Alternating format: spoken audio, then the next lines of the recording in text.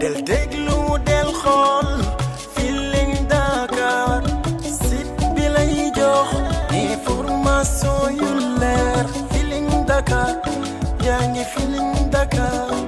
di nga am info yu leer ci people et sport politique Feeling Dakar yaa ngi Feeling Dakar Feeling Dakar notre plateforme d'information. dama leen di nuyu di leen ziar di leen dalal je suis docteur Serigne Modou Bousso Dieng docteur en économie islamique et coordinateur de la confédération internationale des familles religieuses may joxe suñu position en tant que coordination aujourd'hui ci agitation yi ñu fi dégg ay nit ñoo xam ne amuñu benn kersa amuñu benn bëgg ci réew mi jóg di théoriser ne Sénégal dafa nekk en crise kon dañu war rapporter élection yi parce que deux choses am nañ problème interne ci parti au pouvoir wala am nañu leen di corrompre wala kat candidat pouvoir bi am na problème ak pouvoir ñu bëgg a utiliser loolu ne dañuy dàq élection yi ci loolu benn raison ci loolu laay wax ni leen buñ lakk dëkk bi ñun ñëpp ñoo ko bokk buñ fi indi lu kenn xamul loolu mos fi xew li tax Sénégal mas na ci jàmm parce que dafa mas a respecter le calendrier républicain réew yëpp élection ko taal Sénégal mosul am problème boobu parce que ñi fi jiitu woon muy Senghor muy président Abdou Diouf muy président Abdoulaye Wade dañu amoon ngor ak quelle que soit situation ak quelle que soit leur position que ñoom dañuy organiser élection même bu ñu ko dee ñàkk ñu def ko di dem Macky Sall ci logique boobu la nekkoon ba tey déclaré ne moom du nekk candidat mu nekk lu gore lu noble lu rafet lu Sénégal yëpp rafetlu lu adduna bi yëpp rafetlu mu inscrire Sénégal ci vitrine démocratique bi mu nekkoon ci Afrique ba ñëpp di ko roy kon mu def ay aajo aussi ci 31 décembre tàggatoo ne 2 février incha allah bu ñu ci àggee dina jox pouvoir bi son successeur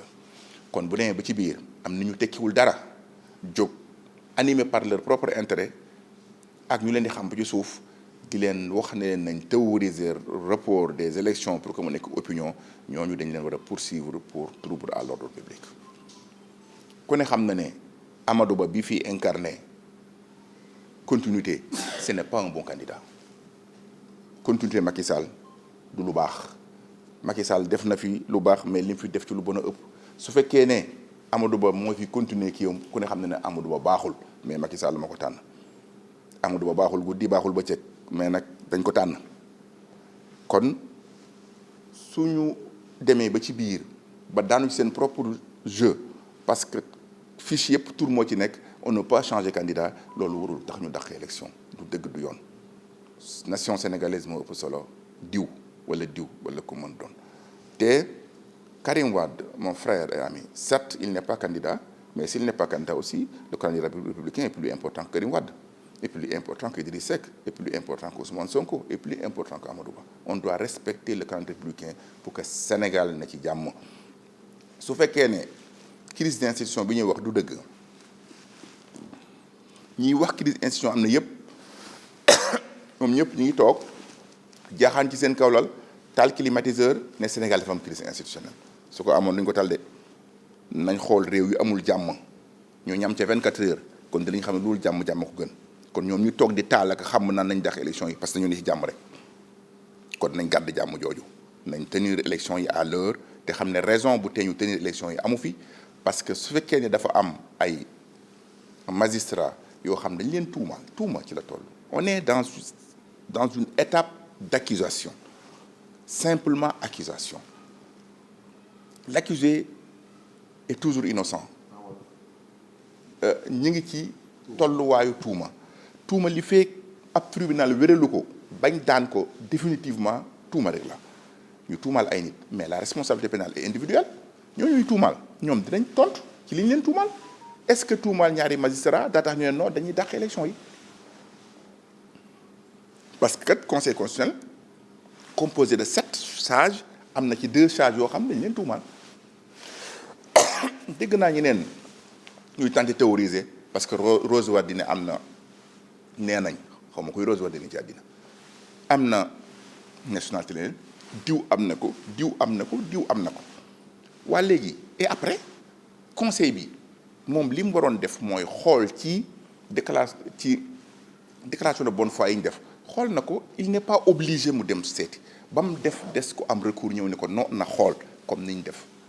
comme ni keneen def donc kon su diw amaatee feneen nationalité te moom fermé na période yi mu amoon recours ngir mu xoolaat ko ba mu tëj conseil constitution bi dañ ne article 92 93 que la décision du conseil constitutionnel n'est pas susceptible d'une voie de recours c'est fini nañ dem élection te bàyyi caaxaan yi nañ respecter peuple sénégalais bi ñu tànn ku gañ xam ne yaa gañ que le meilleur gagne on est 20 millions de personnes on se respecte bu am ay benn yu am intérêt pour report pour tegaat fi Macky Sall encore durée mu fi indi loolu mooy nekk vraie crise de gestion parce que soo baat dañu am président bu légalul parce que Macky Sall à partir de avril légalatul légitimul parce que mandat ko fi bàyyi woon mandat bi jeex na épuisé na te moom nee na 2 avril dina joxe bu ñu ko jëlee ci loolu sûrement président Macky Sall bëggul loolu parce que amu ci intérêt li mu am mooy garder turam ci les plus grands dignes africains garder Sénégal aussi ci les plus grands dignes pays loolu mooy intérêt Macky Sall mooy international Sénégal sénégalais bépp ba mu des nag ay individus yoo xam ne ay dealers lañu dara la ñuy wut yàgg dañ ko def tante woon nañ ko temps Abdou Diouf a été très dit en profitant très rapidement félicité Abdoulaye Wade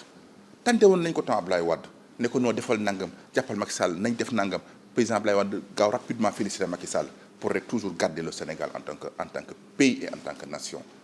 Je pense que Macky Sall def na ko aussi parce que bi muy déclaré du nekk candidat ñu bëri bëggoon nañ ko mais gis ngeen forum bu mu ko defee ñëw rek déclaré du ko parce que xam na këram la fa xew xam na këram lañ koy jéemal lañ bëggoon këram loolu lañ bëgg ba tey fermé na voie boobu ñu bëgg indiwaat beneen voie 2 ans de gouvernement d'union nationale 6 mois pour organiser waat dañuy taal Sénégal te nañ ko moytu. J'appelle le peuple sénégalais de leurs différentes couches d'y opposer de dire non d'y opposer une niette catégorique que les sélections se tiennent à l'heure. Serigne Modou Bousso Dieng, docteur en économie islamique, coordonnateur de la Confédération internationale des familles religieuses. Bismillahi rahmani rahim wa sallallahu maulana wa sallam ala sayyidina Muhammad. Ma nuyu leen ziar leen tey ñu ñëwaat pour joxe suñu point de vue ak suñu position par rapport à une situation déterminante par rapport à ce que notre pays vit aujourd'hui. Nous avons vu certains individus de très mauvaises intentions se lèvent un bon jour en commençant de théoriser un éventuel rapport des élections. Une idée qui n'a aucune base légale. Le Sénégal n'a jamais connu le rapport des élections. Il n'y a aucune raison de rapporter les élections, sauf peut-être un problème entre les hommes du pouvoir, peut-être entre le candidat du pouvoir et son patron, ou bien l'épouse de son patron, je ne sais pas. Mais l'essentiel, aucune raison valable. Et certains veulent théoriser parce que tel monsieur comme Karim Wade n'est pas candidat. Karim Wade est un frère, est un ami, mais les élections présidentielles garanties par la Constitution, respectant notre calendrier républicain, est plus important qu'un individu, que ça soit Macky Sall, Amadou Ba, Ousmane Sonko ou Karim Wade. La nation sénégalaise est plus importante que tout le monde, que toute individualité. En voulant nous imposer un candidat parce qu'il a un problème avec le Conseil constitutionnel, ça n'explique pas que nous sommes en crise. C'est faux. Le Sénégal, tous ceux qui disent qu'ils sont en crise, ils sont dans leur chambre, climatisée et tout, en disant que oui, nous sommes en crise. Ça, c'est faux. Si nous étions en crise aujourd'hui, je pense que tous ces bavardages n'auront pas la paix d'exprimer dans les médias. Nous ne sommes pas en réalité en crise. Même s'il y a certains magistrats de la plus haute juridiction sénégalaise qui sont accusés, mais la responsabilité pénale est individuelle. Ça ne concerne que ces individus. Ça n'a absolument rien à voir avec les élections. Pourquoi en voulant profiter de ces petits détails en théorisant le rapport des élections? Je voudrais être ferme et précis. Ce n'est pas possible. Tous ces voyous qui tentent de théoriser un éventuel rapport en disant que nous sommes en crise, ce n'est pas vrai. Et ils doivent être poursuivis par trouble de l'ordre public.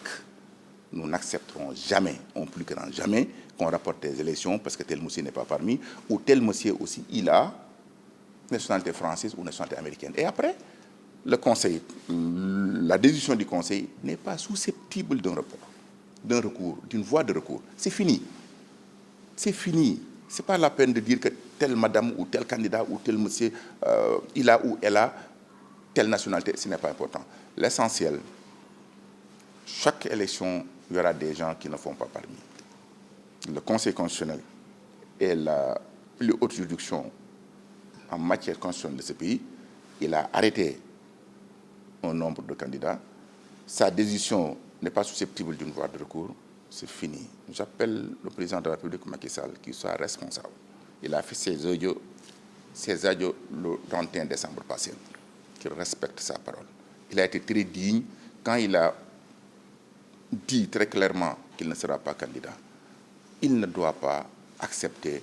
que ces petits gens tapent dans l'ombre en cherchant des petits intérêts, en gâtant quand même toute cette vitrine de la démocratie sénégalaise. Donc, en tant que président de la République,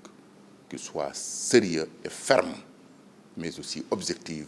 en continuant à organiser les élections, que le meilleur gagne. Parce qu'au-delà de Karim Wade, au-delà de Ousmane Sonko, au-delà de Amadou Ba, au-delà de tout le monde, c'est le Sénégal qui est en jeu. Et notre nation est plus importante et plus grande que tout.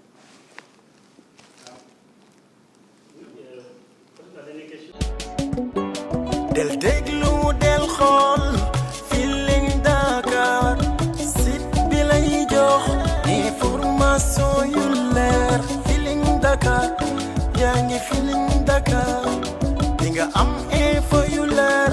ci people et sport politique Feeling Dakar yaa ngi Feeling Dakar Feeling Dakar notre plateforme d'information